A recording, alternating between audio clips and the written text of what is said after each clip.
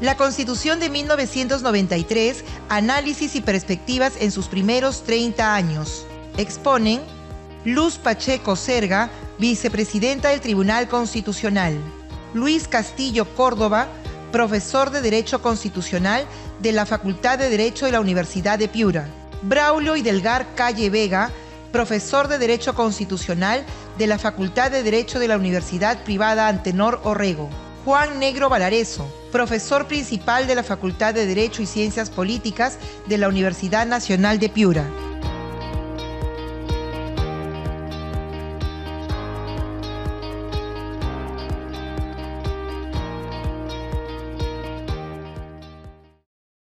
Muy buenas tardes.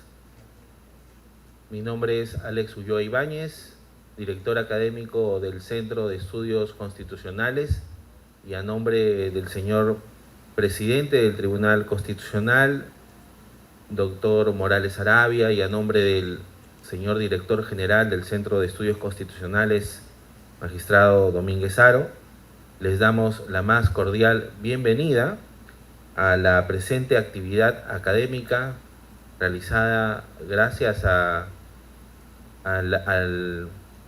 ilustre Colegio de Abogados de Piura, que ha tenido la gentileza de poder cedernos este espacio para poder dialogar respecto a la Constitución de 1993, análisis y perspectivas en sus primeros 30 años. Esta serie de actividades académicas realizadas por el Centro de Estudios Constitucionales se vienen desarrollando en diferentes provincias del país en conmemoración por los próximos 30 años de vigencia de nuestra actual Carta Política, y el día de hoy nos acompaña en la mesa de honor la señora vicepresidenta del Tribunal Constitucional del Perú, magistrada Luz Pacheco Serga, a quien le damos un voto de aplausos.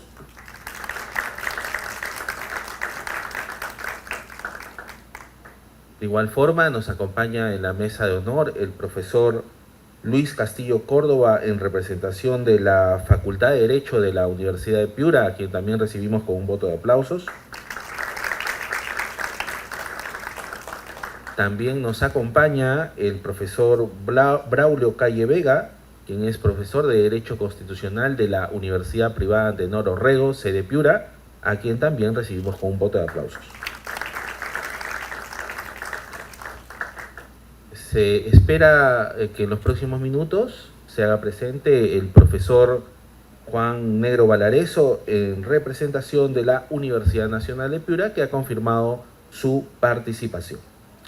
La dinámica del presente conversatorio es la siguiente. Vamos a realizarla en un bloque donde cada uno de los panelistas va a poder dialogar por 10 minutos en relación se había sugerido que para Piura tengamos como temas sugeridos las relaciones ejecutivo-legislativo y el proceso de amparo, pero también se puede dialogar respecto de cualquier otro concepto o institución que se encuentre prevista en la Constitución del 93, ya que este es un diálogo transversal, dinámico y que busca fomentar el conocimiento, el análisis, las perspectivas de las instituciones que se consagran en nuestra actual Constitución de 1993. Dicho ello, vamos a dar inicio al presente conversatorio con las palabras a cargo de la señora vicepresidenta del Tribunal Constitucional del Perú, magistrada Luz Pacheco Serga. Estimada doctora. Muchas gracias. Bueno, nuevamente gracias a ustedes por estar presente, a los profesores que me acompañan en la mesa. Yo he vivido acá 10 años y tengo un cariño especial a la ciudad de Piura. Cada vez que puedo volver lo hago. Lamentablemente esta vez ha sido por pocas horas y tengo que salir a las 6 de la tarde, 6:05 máximo, si no me deje el avión. Pero igual si sigue el diálogo, pues estaremos encantados. El tema que yo quería tratar en estos minutos que se me conceden es referirme a la Constitución, como no solamente siempre oímos, ¿no? Es la ley de leyes, es la que va delimitando la actuación de los poderes públicos, Y a mí me hacía acordar una definición que en Derecho del Trabajo hacemos del convenio colectivo, ¿no? Que se dice que tiene un cuerpo de contrato y alma de ley. Bueno, algo así pienso yo que es también la Constitución, que puede tener apariencia de ley, pero en el fondo es un pacto, ¿no? Un pacto donde, si bien es cierto, se delimitan cómo actúan los poderes públicos, pero sobre todo, como dice nuestra Constitución, en el primer artículo, toda la actuación pública y privada se tiene que orientar a la defensa de la dignidad de la persona, ¿no? El respeto de la persona y su dignidad. Nuestra Constitución tiene 30 años, para ustedes a lo mejor les parecen muchos porque no tienen esa edad física, pero cuando antes conversábamos, es verdad que en América Latina duran poco las constituciones y con frecuencia cambian, pero los países que tienen la democracia más estable, más consolidada, pueden tener más de 100 años, 200 años sus constituciones. Entonces no pensemos que la solución a los problemas del país se encuentra en un cambio de constitución. Más aún, yo estoy convencida que el cambio total de constitución solo es razonable cuando cambia la identidad de un pueblo. ¿Por qué? Porque en la Constitución se fija la identidad que tiene cada pueblo, ya que ahí se ponen los valores en los que creemos, los derechos, los deberes. Todo eso configura el modo de ser, los bienes que consideramos básicos para el ser humano, para una convivencia civilizada, solidaria, ¿no? Y que lleve a un verdadero desarrollo humano. Entonces, más que plantearles, diría yo, cambio de constitución, es plantearnos, por un lado, cómo podemos vivir cada uno mejor ese respeto a los derechos de los demás. Cuando hablamos del respeto a la dignidad humana, a veces uno encuentra posiciones muy contrarias. Seguramente que han oído que por respeto a la dignidad humana hay que aplicar la eutanasia, ¿no? Por respeto por respeto a la dignidad humana no hay que aplicar la eutanasia, porque hay que respetar la vida. Mientras el otro te dice, no, hay que respetar la decisión de la persona. Otros se dicen, por respeto a la dignidad humana hay que promover el aborto, porque es el derecho de la mujer.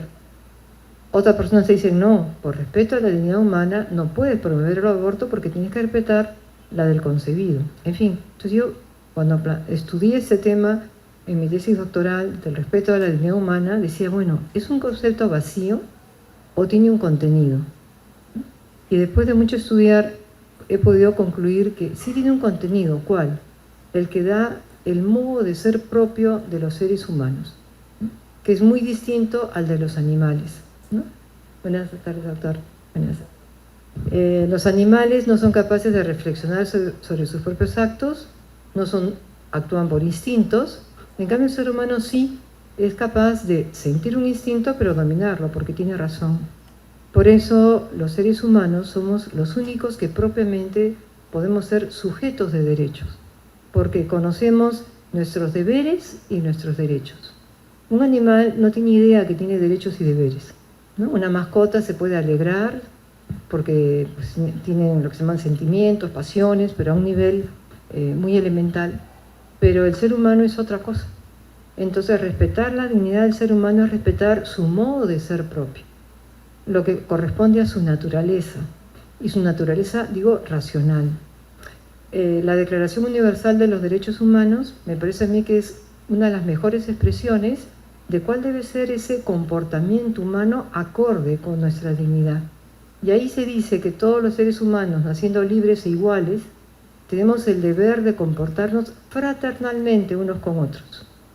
Fraternalmente es una palabra, ¿no?, que va un poco más allá de la justicia.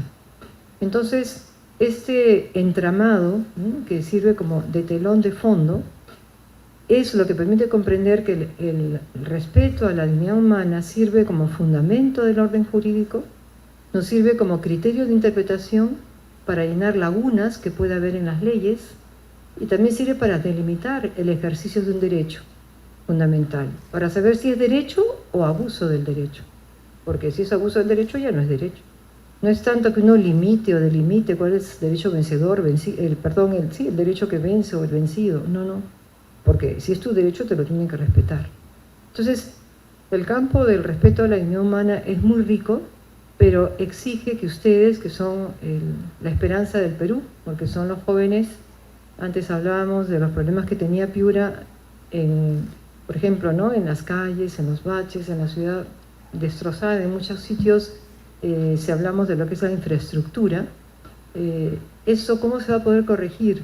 Cuando entre la vida pública gente bien preparada, honesta, dispuesta a servir al país y no a servirse del país. Pero lo harán en la medida que tengan claro qué es el ser humano, quién es, cuáles son los bienes básicos a los que tiene derecho y que el Estado está obligado a respetar y a defender. Si eso no está claro, si ese norte no tenemos claro, no avanzaremos como país, por más que cambien las leyes. Mi papá, que ya murió, él era también abogado, y decía que el Perú sufría de elefantiasis legislativa, porque hay tantas leyes, tantas, que es imposible conocerlas todas. Y a veces hay muchísimas leyes que no se cumplen, porque también se dice, echa la ley, ¿qué más se dice? Echa la trampa. Porque cuando la persona no quiere cumplir las leyes, pues no las va a cumplir, ¿no? Verá el modo de escaparse.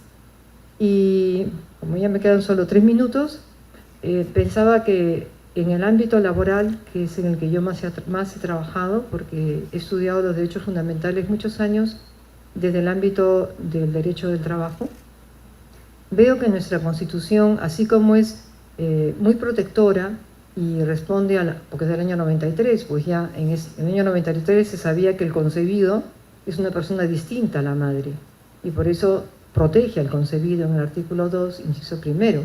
Otras constituciones ni lo mencionan porque no estaba tan adelantada la biología ni la genética.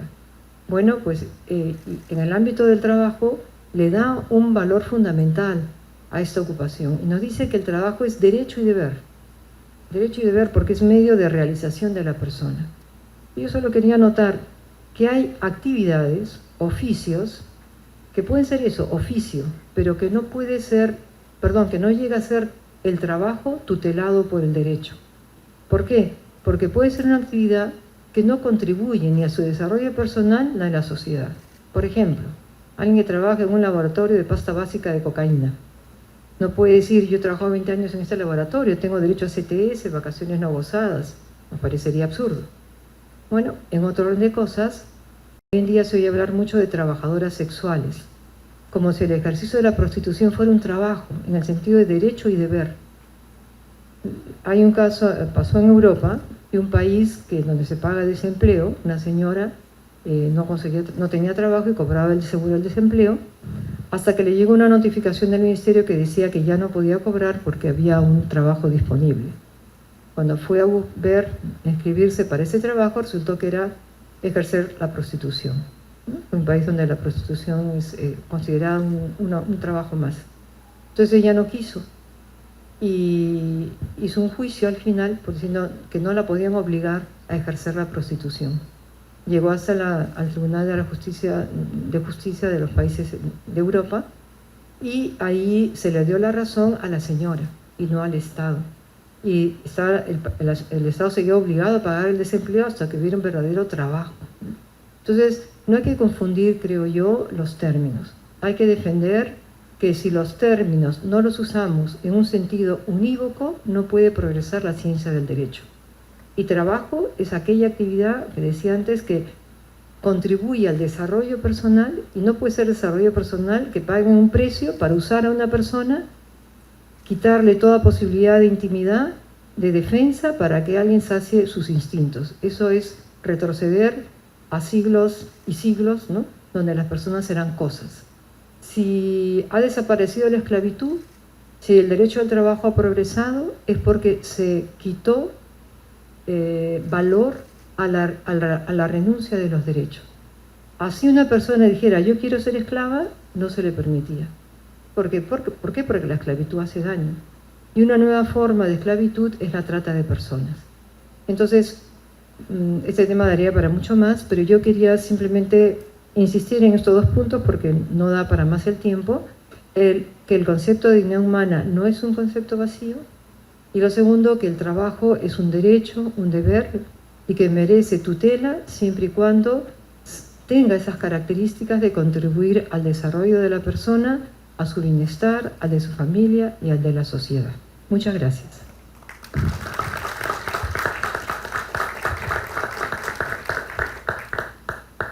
Muchas Muchas gracias, señora magistrada. Se ha incorporado a la mesa de honor el profesor Juan Negro Valareso, profesor principal de la Universidad Nacional de Piura, también a quien recibimos con un voto de aplauso.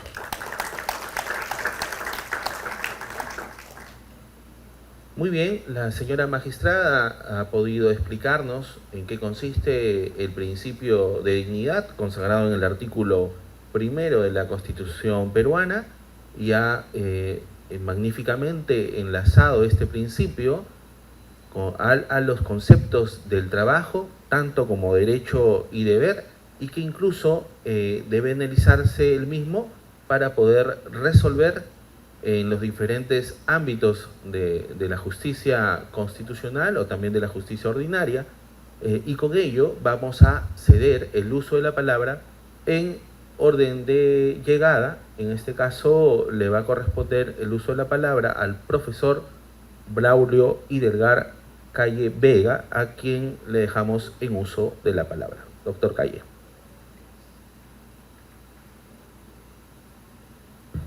Hola. Muchísimas gracias al Tribunal Constitucional y al Colegio de Abogados por haber coincidido en la organización de este evento académico.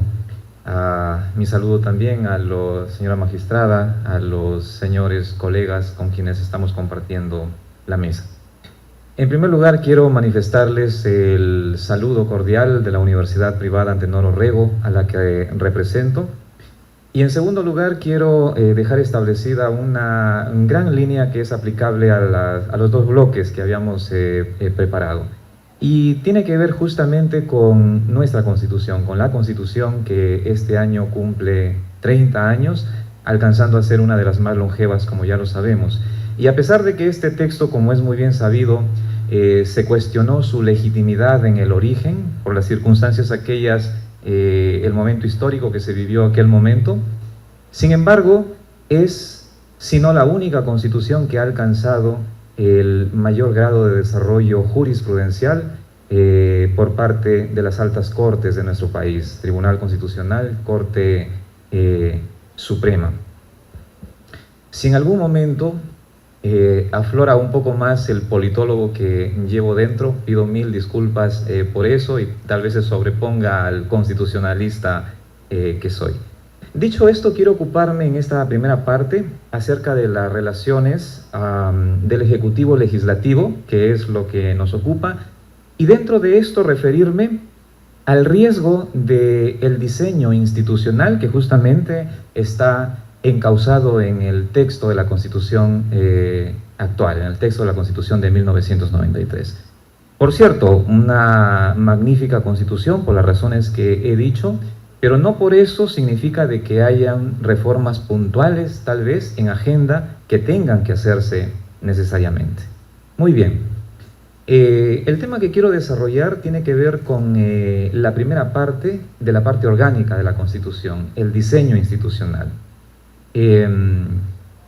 A los politólogos y a los constitucionalistas siempre nos ha sido difícil encasillar de si el sistema político peruano, es decir, el sistema presidencial, es semipresidencial o es un presidencialismo parlamentarizado. Lo cierto es, o claro está, que no se trata de un presidencialismo puro a la usanza estadounidense, que es el modelo que ha influenciado a una mitad de los países democráticos del mundo, frente a la otra influenciada por el modelo parlamentario europeo, ¿verdad? Lo cierto es que tenemos un modelo presidencial, el peruano, con fuertes incrustaciones del sistema parlamentario europeo. Y eso lo vemos, evidentemente, con esos poderes exclusivos que tiene el presidente peruano, por ejemplo, el poder para disolver las cámaras, el legislativo, que es propio del sistema parlamentario. Y otro de ellos es también el de si el Parlamento le otorga o no la confianza, cuando se lo tenga que dar. Sin dejar de mencionar, por ejemplo, la institución del primer ministro que tenemos en este modelo de nuestra Constitución y que es propio también de los sistemas parlamentarios. Frente a esto, deviene también ese gran problema que nos preocupa a todos, que es la fragilidad de la democracia peruana frente a ese escenario de alta conflictividad permanente, continua, que vemos en el Ejecutivo y en el Legislativo. Y con ello, por supuesto, ese arriesgado juego de poderes, en donde por un lado el Ejecutivo amenaza en momento de crispación política y de crisis al Legislativo con cerrarlo.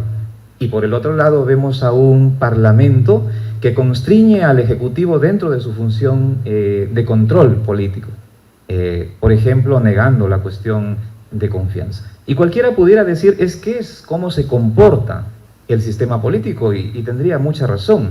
El problema es que, como es evidente, lleva aparejado otras consecuencias, como por ejemplo, que afecta el ámbito económico, subida de precios, fuga de capitales, entre otras cosas más, ¿no? El problema entonces no es que el modelo, así como está planteado, muy arraigado con el sistema parlamentario a pesar de ser presidencialista, está funcionando, lleva décadas funcionando. En lo que tengo que incidir es en que no se hizo algo que debió haberse hecho desde el principio dentro del modelo constitucional, que es haber desarrollado un sistema de partidos políticos a la usanza del sistema parlamentario europeo, que allá ello significa fortalecimiento de ese sistema que nosotros hemos copiado. Y quiero terminar esa primera parte con eso. Urge entonces una reforma política que fortalezca o que desarrolle un sistema de partidos políticos que finalmente haga posible y afiance el sistema de frenos y contrapesos para que funcione mejor el modelo que hemos instaurado en nuestra Constitución. Creo que tengo que seguir con la segunda parte, ¿verdad? Muy bien. La segunda parte, referida al proceso de amparo, lo he denominado el reto del acceso a la justicia especial constitucional, y tiene que ver con un problema muy álgido. Tiene que ver con un problema de calidad y cobertura en la justicia constitucional. Para nadie es un secreto de que en el Perú existen muchísimas brechas, y una de esas brechas es el acceso efectivo a la justicia. Y no me estoy refiriendo únicamente al 139, consagrado muy bien en nuestro texto constitucional, que es tutela judicial efectiva. No, el problema es mucho más profundo. El problema se evidencia cuando en nuestro país sigue siendo un problema el propio acceso del justiciable al tribunal o al proceso mismo. Eso se ve exacerbado como problema por ese excesivo centralismo de la jurisdicción especializada constitucional en nuestro país. Vean ustedes, de los 11 juzgados constitucionales especializados que hay en nuestro país, 10 están en Lima. Hay también ahí mismo 3 salas especializadas de lo constitucional. No es ninguna sorpresa, por cierto. Y uno de ellos está en Arequipa, en la única ciudad que tiene, si no me equivoco hasta ahora, el único juzgado especializado constitucional, del cual soy juez supernumerario a propósito de un concurso que hizo la Corte Superior de Justicia de Arequipa, bien por los arequipeños, no de mí, sino de tener su único órgano especializado constitucional. El otro problema, distinguida concurrencia, es la falta de preparación constitucional de la magistratura ordinaria. Y eso lo hemos podido evidenciar quienes hemos litigado con el Código Procesal anterior, en donde se permitía el rechazo liminar. Pero resulta de que muchas veces los magistrados ordinarios, ¿verdad?, en donde se sustancia en primera y en segunda instancia los procesos constitucionales, preferían rechazarlos liminarmente por temor a la responsabilidad, por falta de conocimiento, por falta de vuelo constitucional. Pero que eso no nos avergüence, finalmente es un problema estructural que debemos mejorar a propósito de la eficacia en el acceso a la justicia constitucional. El primer código que estuvo vigente, procesal constitucional vigente desde el 2004 hasta el 2021, fue un magnífico avance. Primer Código Procesal Constitucional que tuvo el Perú, primer Código Procesal Constitucional de alcance nacional que hubo en el mundo. Pero tuvo un terrible problema que en la práctica procesal, como es sabido, se comportó como tutela ordinaria, plazos excesivos, y eso definitivamente afectaba el acceso a la justicia de la que estoy hablando. Pero no todo es oscuridad. El nuevo código que está vigente desde el 2021 trae fortalezas, trae luces, se presenta célere, oral y sobre todo desconcentrado, como es sabido, con el único problema de la falta de órganos jurisdiccionales especializados. Sin embargo, en su única disposición final prevé la conformación de juzgados especializados constitucionales. Quiero dejar sentado, para terminar, de que esa creación paulatina que prevé este nuevo Código Procesal Constitucional evidentemente debe ser no solamente inmediata, sino altamente competitiva y descentralizada. Solo entonces caminaremos parejo con ese diseño muy bien que se establece en nuestra Constitución y en sus leyes de desarrollo, uno de los cuales es nuestro Código Procesal Constitucional. Muchas gracias.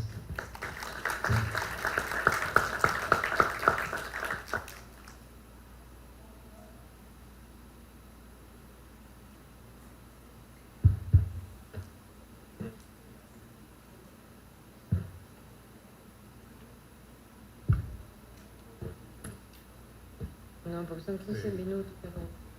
Qué pena. Sí.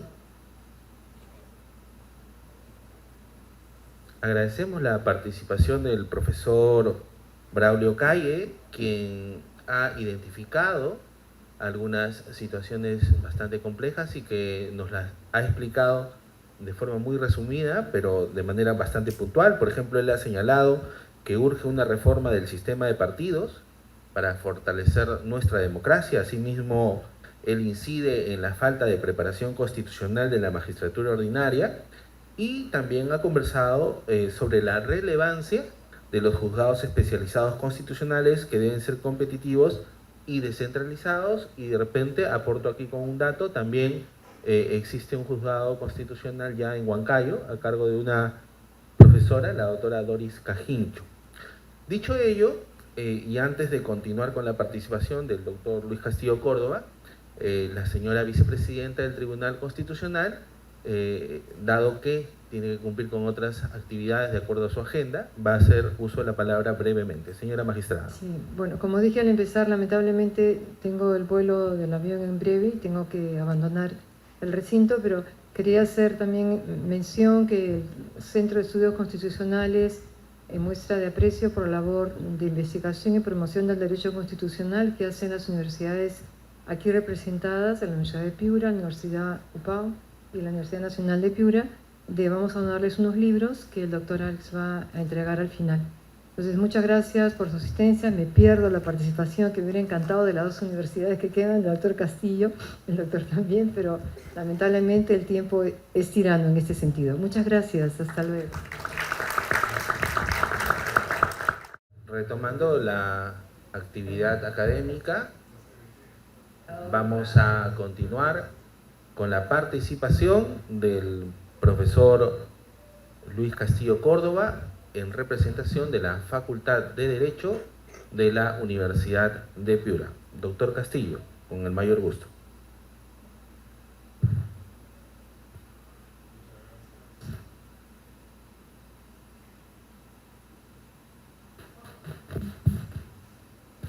Muchas gracias.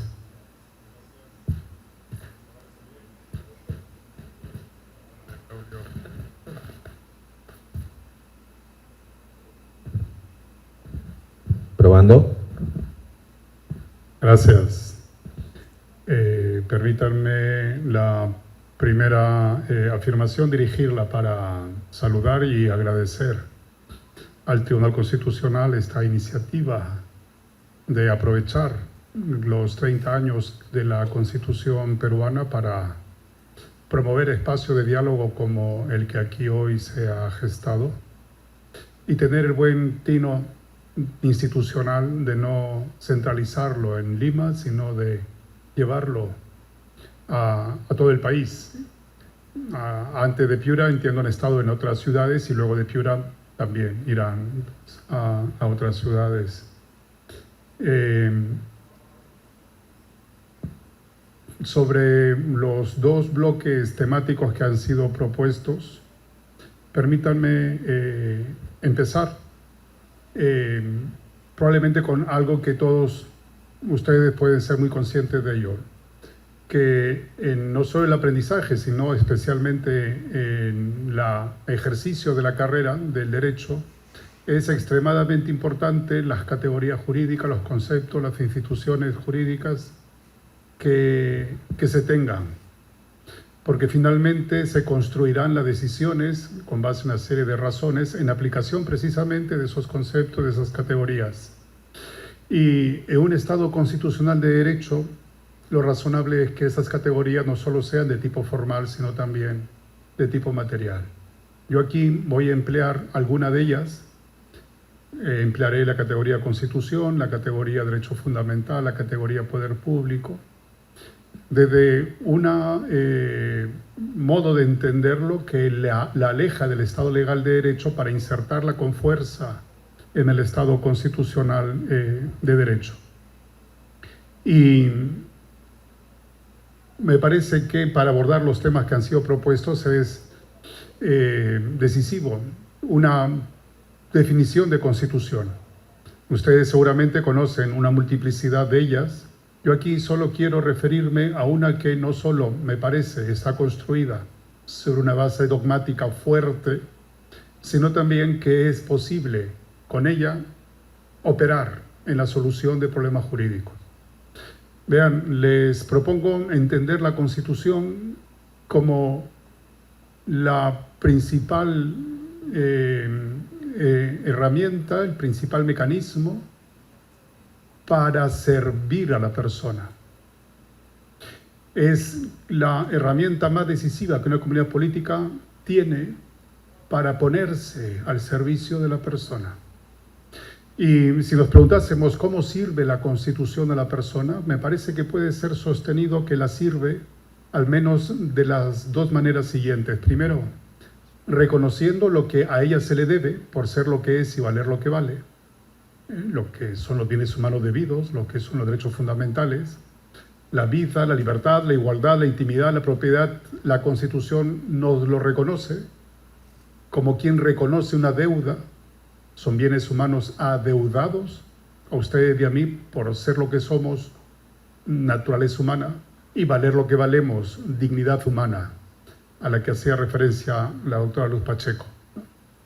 Y el constituyente también sirve a la persona creando y organizando los poderes públicos de la manera más idónea para colocarlos, a ellos, a los poderes públicos, al servicio de la persona.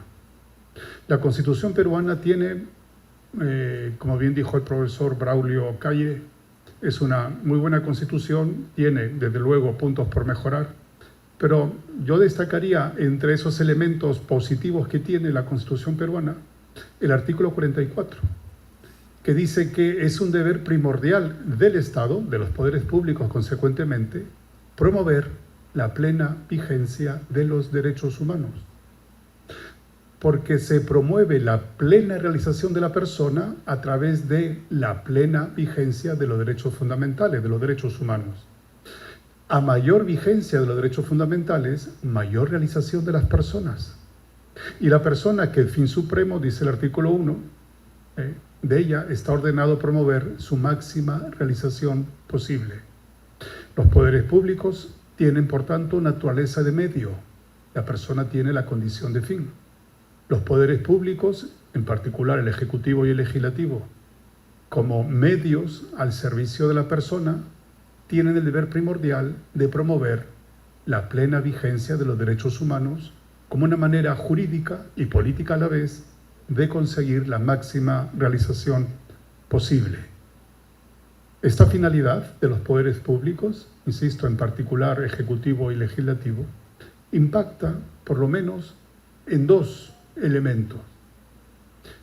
Impacta en primer lugar en las exigencias de las calidades morales y profesionales de quienes han de ejercer los poderes públicos, digamos de los gobernantes, ejecutivo y legislativo, porque ambos gobiernan en planos y atribuciones diferentes, ambos son gobernantes.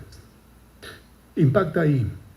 Hoy la Constitución, y posiblemente sea un punto que haya que mejorar, la realidad ha demostrado que es extremadamente insuficiente poner como requisito una edad y la nacionalidad peruana para acceder a un cargo gubernativo en el Ejecutivo o en el Poder Legislativo.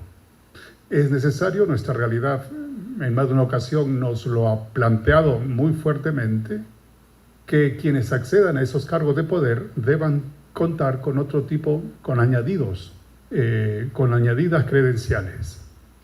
Y el segundo ámbito en el que impacta es en la relación entre los poderes públicos, en particular en la relación entre el Ejecutivo y el Legislativo.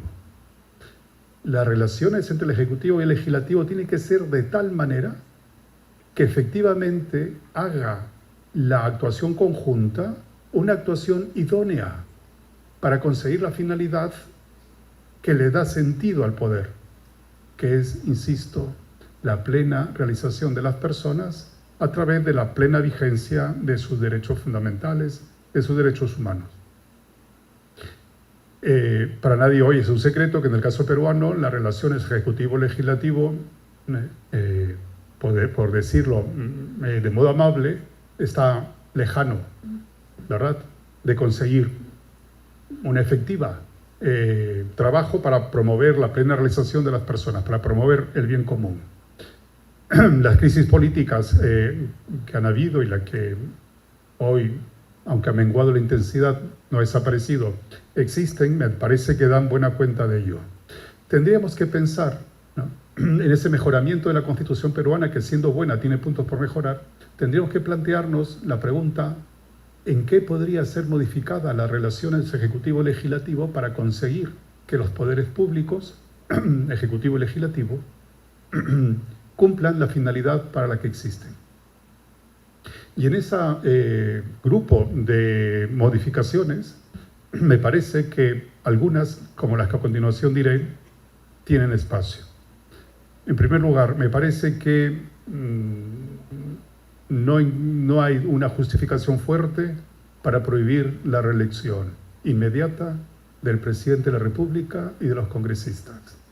La actividad política debe ser una actividad política profesional, y la profesionalidad de la actividad política se genera también a partir de la constancia en la no solo vida política partidaria, sino también en la vida política institucional, ejerciendo cargos públicos.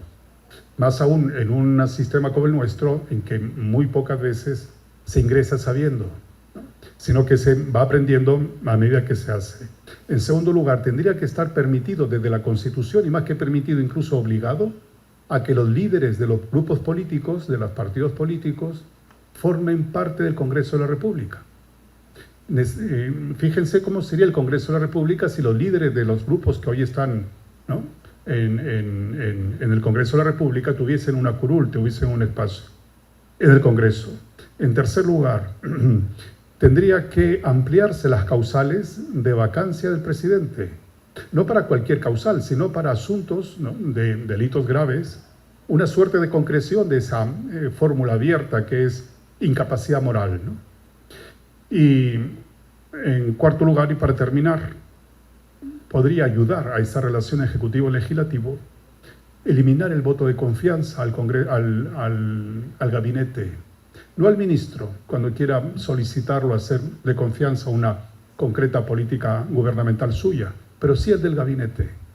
No solo no ha beneficiado la relación ejecutivo-legislativo, sino que ha sido excusa para entorpecer esa actuación conjunta. Y no, desde luego, hacer depender del voto de confianza al gabinete la disolución del Congreso de la República.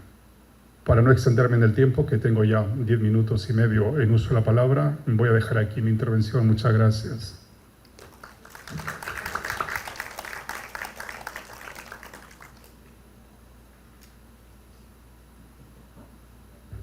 Se agradece la participación del profesor Luis Castillo Córdoba, quien ha puntualizado en relación a que él ha señalado que la Constitución es una herramienta al servicio de la persona.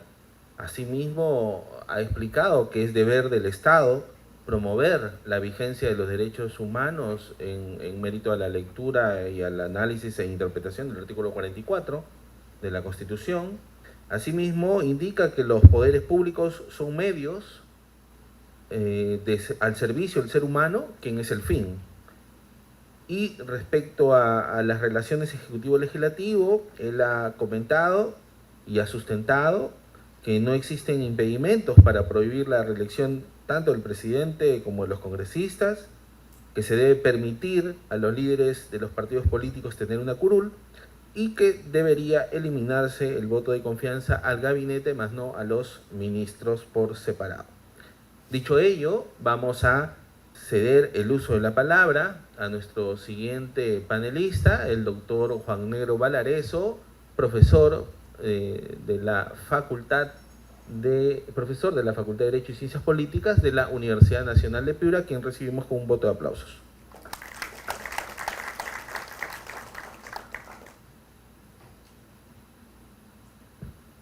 Muy buenas tardes con todos los presentes.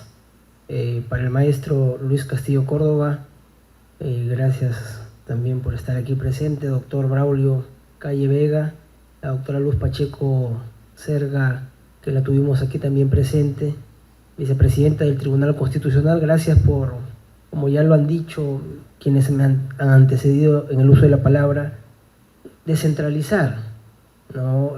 Esta formación y estos análisis importantes en escenarios académicos de la vigencia de la Carta Fundamental de nuestro país, nuestra Constitución de 1993.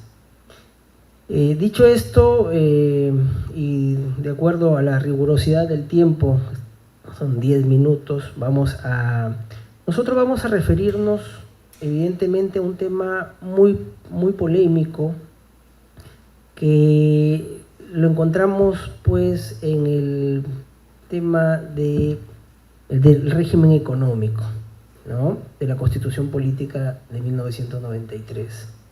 ¿Y por qué es un tema muy polémico? Porque hace unos meses atrás, justamente en este escenario, con el doctor Jackanson Nieto, el doctor Martín Castillo Lizana y quien les habla y otro docente, no recuerdo ahorita su nombre, invitado también, debatíamos justamente algo parecido, ¿no? Es importante la Constitución de 1993 y definitivamente sí es importante, tiene nuevas instituciones, tiene un alcance importante, ya lo ha dicho el maestro Castillo Córdoba respecto a los derechos fundamentales, a los derechos humanos. Evidentemente es una constitución que se ha mantenido en el tiempo, pero que genera una gran polémica, ¿no? Y así lo evidenciamos los que estuvimos ahí, presentes en esa jornada académica y de debate, pues el régimen económico. Y el régimen económico en el Perú, según nuestra Constitución Política, señala lo siguiente, y es importante que los ciudadanos lo tengamos muy en claro, porque eso va a tocar el bolsillo de cada uno de nosotros, de cada una de nuestras familias, y señala en su título tercero del régimen económico, capítulo primero, que el régimen económico peruano se ejerce en una economía social de mercado. Bajo este parámetro de economía social de mercado, el Estado ya no tiene una intervención directa como lo tenía con la Constitución de 1979. El Estado tenía sus empresas, tenía algunas empresas muy importantes, pero que las administraba mal.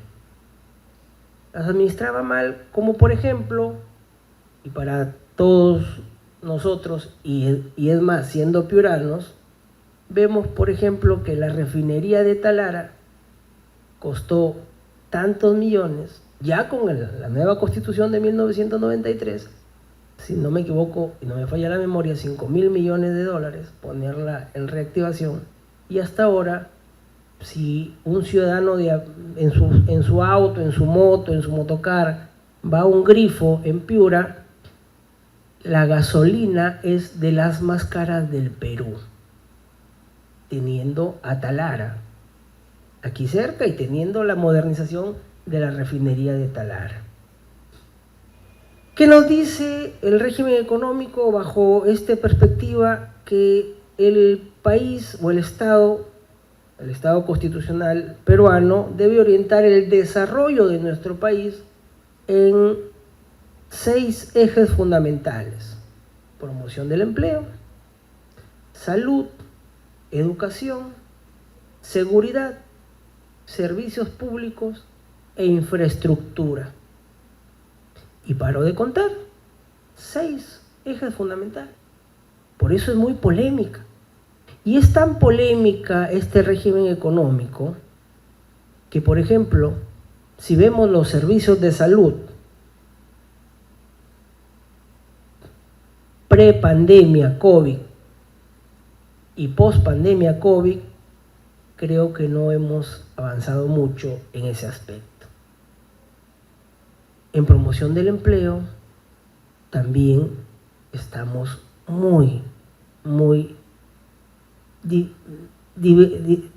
tenemos una divergencia muy contraproducente con lo que debería ser una economía social de mercado. En seguridad tenemos una inseguridad ciudadana latente y terrible. Tanto es así que el gobierno de turno comenzó a dar, o a declarar estados de emergencia en determinadas ciudades. Una de ellas, por ejemplo, Sullana, que hace poco nos visitó el presidente de la Corte de Sullana, el doctor Pedro Lizana, y justamente nos decía, bueno, algo ha parado, pero igual sigue la inseguridad. Servicios públicos, en Piura vemos los servicios públicos que evidentemente no son de buena calidad. Infraestructura, vemos las pistas a las cuales hacía referencia nuestra vicepresidenta del Tribunal Constitucional, Luz Pacheco, y he dejado para lo último el tema de la educación. Y en el tema de la educación, y aquí tengo a muchos alumnos presentes, lamentablemente el Estado constitucional de derecho parece que a las universidades públicas las deja de lado. El Ejecutivo hace oídos sordos, tenemos una huelga indefinida desde hace más de 3 meses. Este ciclo académico, lamentablemente, y tengo que decirlo así, se ha perdido. Vamos a tener que utilizar meses de verano, y sigue la indolencia respecto al Ejecutivo y también al Poder Legislativo, que algo trata de hacer en esa relación de la cual nos han hablado los maestros, pero que definitivamente son buenas intenciones, son algunos proyectos de ley respecto a la docencia universitaria, respecto a la calidad que deben tener las universidades públicas en nuestro país, pero que lamentablemente en educación estamos muy lejos de universidades de primerísimo nivel. Eso es un poco la reflexión que yo tendría que hacer, dado el tiempo y la premura de nuestro régimen económico. Mucho se habla, por ejemplo, del derecho a la empresa, que está bien, del derecho a la libre competencia, de los famosos contratos ley. Pero el Estado constitucional de derecho, en esa relación ejecutivo-legislativo, ¿le presta atención a la educación de calidad? le presta atención a la educación para las universidades públicas, yo definitivamente creo que allí tendría que trabajarse un poco más para poder, en ese análisis que hago de la Constitución, de su régimen económico, fortalecer definitivamente lo establecido en el artículo 18 de la Constitución respecto a la educación universitaria. Algunos por allí, con el anterior presidente que estuvo en funciones, ¿no?, señalaban de manera política, como dice aquí el doctor, que a veces de Braulio Calle, que un poco nos gana el tema, el apasionamiento político, abiertamente decía: ingreso libre a las universidades públicas, a todas las carreras. Y tenemos la infraestructura, tenemos los docentes, les pagamos bien a los docentes, a los catedráticos universitarios, los tratamos como catedráticos universitarios. Y queremos aperturar las universidades. Definitivamente eso es un llamado a la reflexión, y esperemos pues que esta constitución política, que desde ya hace 30 años viene siendo de alguna manera o tangencialmente modificada, se preocupe más esa relación ejecutivo-legislativo de fortalecer la educación en el ámbito universitario. Muchas gracias por la invitación.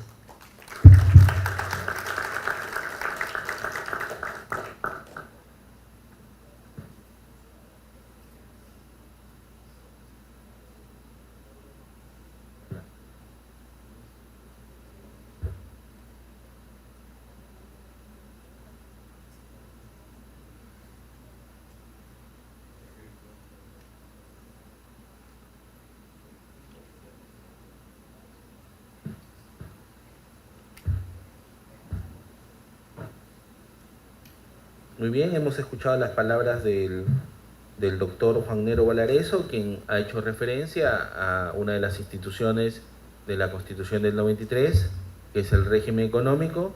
Él ha comentado acerca de la economía social de mercado, sus principales características: libertad de empresa, propiedad privada. Asimismo, él ha hecho un énfasis desde el punto de vista práctico en relación a la promoción del empleo, la salud, educación, seguridad, servicios públicos e infraestructura. Dicho ello, vamos a conceder un minuto final a cada uno de los participantes, con la finalidad de que puedan brindar alguna reflexión final, y luego de ello el evento estaría concluyendo. En ese sentido, vamos a iniciar, como tuvimos un primer bloque con algunas participaciones, para hacerlo un poquito más equilibrado. Vamos a iniciar desde el lado izquierdo hacia el lado derecho. En ese sentido va a comenzar el doctor Juan Negro Valareso, luego el doctor Braulio Calle y finalmente el doctor Luis Castillo Córdoba. Gracias doctor por la invitación. Nuevamente, la reflexión final en este último minuto es lo siguiente, ¿no? No hay ley perfecta y no hay constitución perfecta. Son perfectibles. Y definitivamente la Constitución Política del Perú de 1993 no es una mala constitución. Creo que en ello coincidimos todos los panelistas. Sin embargo, hay que hacer algunos ajustes, unas modificaciones. Ya lo he dicho, desde el punto de vista del sector educación, debería fortalecerse un poco más en ese sentido, y evidentemente allí es donde pues creo que todos los universitarios estarían muy agradecidos por que se les brinde una educación de calidad. Muchas gracias.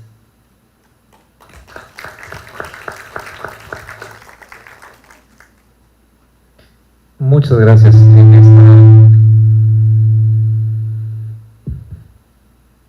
Está apagado. En esta última intervención quiero dirigirme a ustedes. Siempre se les ha señalado como la esperanza de nuestro país, yo sí creo firmemente que lo son. Trabajo con jóvenes, me dirijo a ellos constantemente y tengo mucha fe y esperanza en ustedes, y realmente espero que este texto les alcance a ustedes y que muy avanzada en las próximas generaciones en que les toque a ustedes ocuparse del desarrollo de nuestro país, sean ustedes probablemente los que alternen y hagan los cambios que se necesiten. Creo firmemente en ustedes porque ustedes, los jóvenes, son más sensibles a las injusticias. Probablemente quienes ya están en el gobierno y en la función pública, ellos tal vez no cambien, pero todas nuestras esperanzas están en ustedes. Muchas gracias.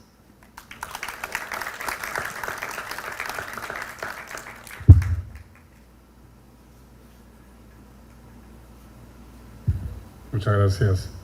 Permítanme cerrar mi participación con una idea que me parece ha sido transversal en las intervenciones del doctor Juan Negro Valareso y de Braulio Cay, y también de la doctora Luz Pacheco, o por lo menos se puede inferir de ellas, que no solo resulta siendo conveniente políticamente, sino también que ayudaría a la justicia si sabemos diferenciar los textos normativos de la aplicación de los textos normativos. Es decir, la Constitución peruana puede ser una buena Constitución, pero no parece estar siendo bien aplicada.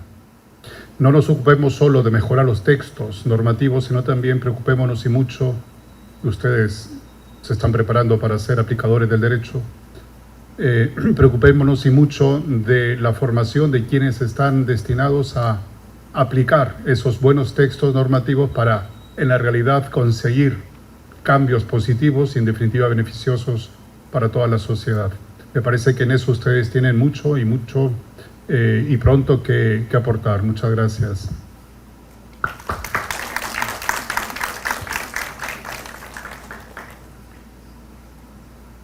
Muchas gracias. A nombre del Centro de Estudios Constitucionales del Tribunal Constitucional del Perú, agradecemos que se hayan hecho un espacio en sus agendas para acompañarnos el día de hoy, jueves 23 de noviembre, y mañana es mi cumpleaños, no, estoy un poco perdido, jueves 23 de noviembre, para poder acompañarnos en este conversatorio que estamos realizando a través de diferentes provincias del país. Comentamos que para el 1 de diciembre estaremos también en la ciudad del Cusco con otros señores magistrados del Tribunal Constitucional y otros profesores de las universidades de la localidad. Dicho ello, también agradecemos al selecto grupo de panelistas que el día de hoy nos han acompañado, a la señora vicepresidenta del Tribunal Constitucional, doctora Luz Pacheco Serga, a los profesores Luis Castillo Córdoba, al profesor Braulio Calle Vega y al profesor Juan Negro Valareso, y a ustedes, jóvenes, por acompañarnos. La actividad académica del día de hoy ha concluido. Muy buenas noches.